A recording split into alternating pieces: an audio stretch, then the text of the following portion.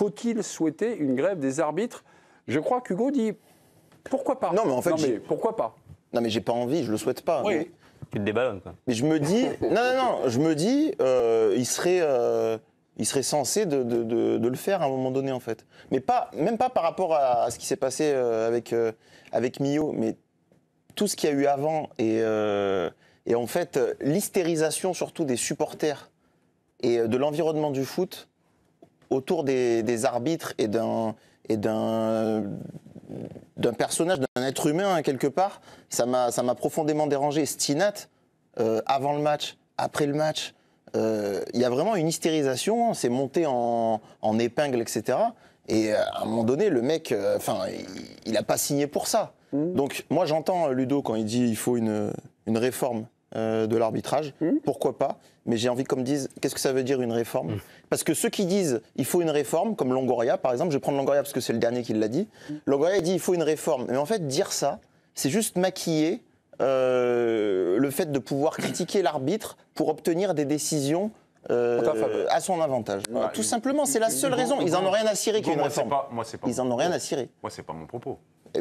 Oui, mais c'est quoi une réforme alors? Tu peux pas changer l'eau en vin, tu vas pas transformer tous les mecs en Pierluigi Collina en changeant les textes. Je sais pas, tu peux réfléchir, Est-ce que dans les décisions qui ont été prises ces derniers temps, refaire le film des derniers mois, est-ce que sur les cas qui sont similaires, est-ce que c'est bien d'avoir sur le même arbitre deux analyses différentes sur le même cas? Est-ce que ça pose pas question? L'uniformité sur les décisions d'un match à l'autre, tu les auras jamais. C'est pas des robots. Est-ce que c'est intelligent d'avoir un groupe de 3 sur le terrain et d'avoir un groupe de 3 dans un quart?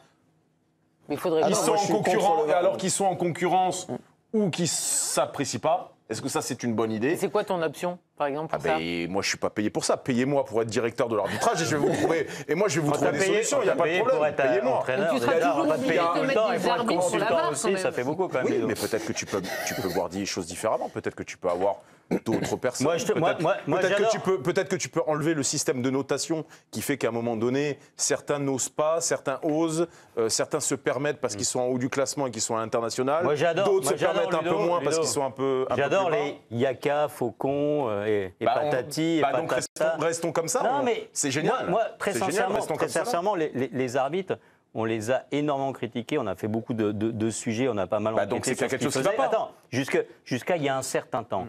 J'ai plutôt l'impression que depuis l'arrivée aujourd'hui d'Anthony Gauthier, de Delerue... mais arrête, c'est une catastrophe, Étienne. Anthony Gauthier, c'est une catastrophe. Excuse-moi. On l'a même pas vu. C'est mieux que dans l'épisode des 15 jours, on l'a même pas vu une seule fois. Il vient même pas défendre ses arbitres. Ses arbitres se Ludo, je t'ai déjà entendu dire ça. Attends, Ludo, je t'ai déjà entendu dire ça. Le problème, c'est que tu lis pas le journal, tu regardes pas la télé, tu n'écoutes pas la radio parce qu'il est intervenu à peu près partout. Il est venu une fois dans le journal pour dire c'est inadmissible. Mais c'est pas ce qu'on lui demande en fait. Tu dis des choses qui sont...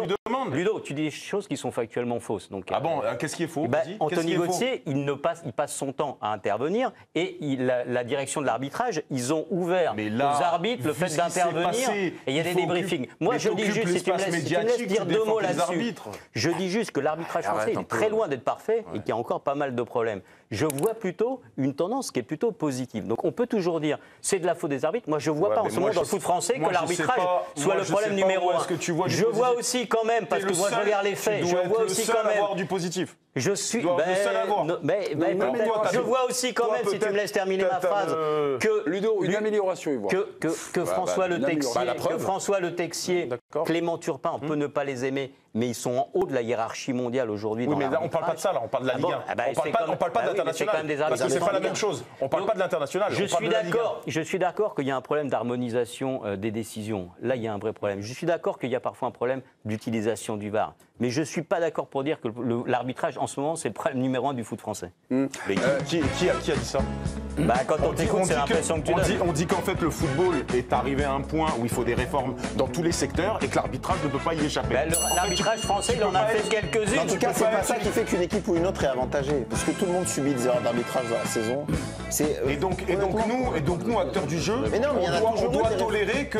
Mais dans les années 80, dans les années 90, dans les années 2000, quand tu jouais, il y avait des erreurs d'arbitrage et tous les clubs supportaient les erreurs d'arbitrage. Ouais, mais sauf que tu as des outils aujourd'hui qui t'aident. Donc, excuse-moi. Jérémy, une grève des arbitres, est-ce que c'est déjà arrivé par le passé en championnat de France? Oui, mais c'est arrivé 2 fois par le passé. La première, c'était en 2006. Les arbitres de Ligue 1 avaient repoussé les coups d'envoi de 10 minutes dans les 10 matchs de Ligue 1. Leur revendication, c'était un meilleur salaire et des meilleures conditions de travail. La deuxième fois où c'est arrivé, c'était en 2011. La raison, c'est le mécontentement des arbitres qui trouvent que les acteurs du foot les méprisent. Ils menacent à ce moment-là de repousser les coups d'envoi des matchs de 15 minutes. La réponse de la FFF, c'est d'envoyer les arbitres de National et de CFA. À l'époque, c'était la 4e division du championnat. Donc c'est la dernière fois que les arbitres ont fait grève. Ouais, arbitre des grèves, grève des arbitres professionnels. Roland, faut-il souhaiter une grève des arbitres pour vous? Mais on appelle une grève repousser un match de 15 minutes?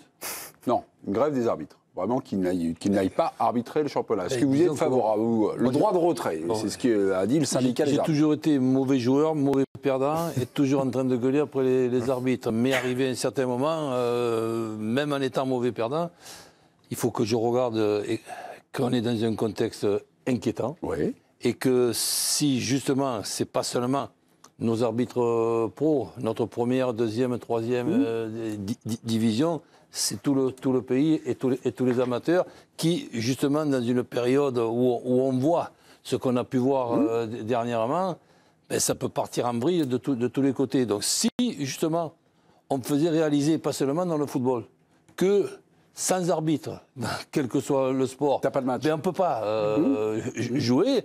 Ben peut-être que tout le monde prendrait un petit peu conscience, même les perdants comme moi, les mauvais perdants comme moi, pour arriver un petit peu à se calmer. Ce que j'ai pu voir là, de Fonseca, sincèrement, je pensais que c'était un film, je pensais que c'était qu'il y avait quelque chose, que c'était truqué. Je ne pensais pas que ce soit possible.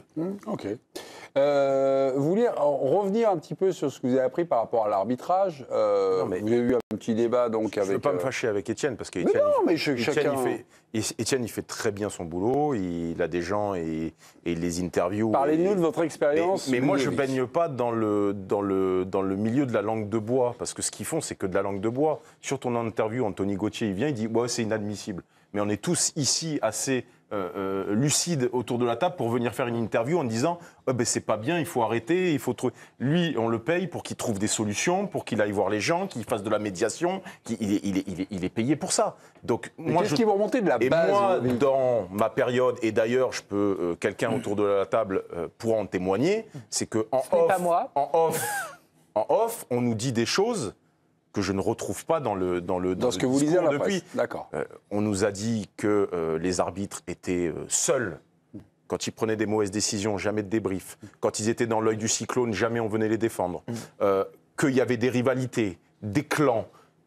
Donc je ne mens pas, Hugo était avec moi. Non, c'est vrai. C'est le quelqu'un autour de la table, du coup, c'est moi. Ce soir-là. Je vous ai entendu dire qu'il s'agissait d'un arbitre, c'est ça que vous disiez. Il s'agissait. Un arbitre. Non, mais moi, mon expérience avec un arbitre qui est dit en off, qui est un des meilleurs arbitres de Ligue 1, qui arbitre très souvent. Voilà, on ne va pas dire qui c'est, mais en tout cas, il nous a donné son ressenti à l'hôtel de ce qui se passait. Et effectivement, il parlait de clans. Moi, ce que j'entends, c'est que c'est plutôt en amélioration par rapport aux époques précédentes, par rapport à l'époque Garibian, par rapport à l'époque Stéphane Lannoy. Et que ça travaille un peu plus.